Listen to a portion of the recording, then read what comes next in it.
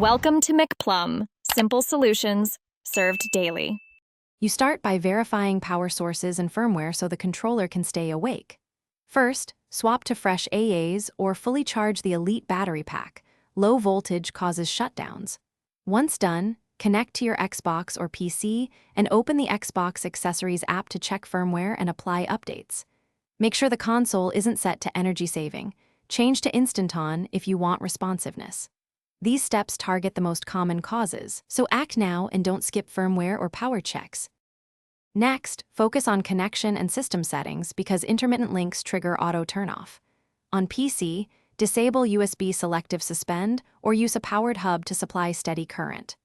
Repair the Elite controller. Unpair, then sync fresh to the console or PC and observe whether wired connection prevents sleep.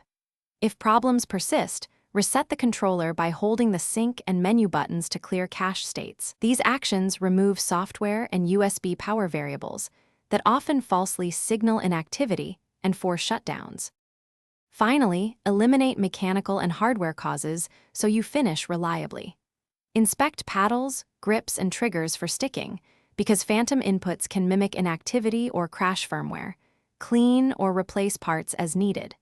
Test the controller on a second Xbox or PC to confirm whether the issue follows the controller or the system. If the controller still turns off unexpectedly, gather diagnostics and contact Xbox support for warranty service or module replacement. Troubleshooting tip: if nothing helps, swapping the battery pack often resolves intermittent power failures. Thanks for watching. Stay juicy and subscribe.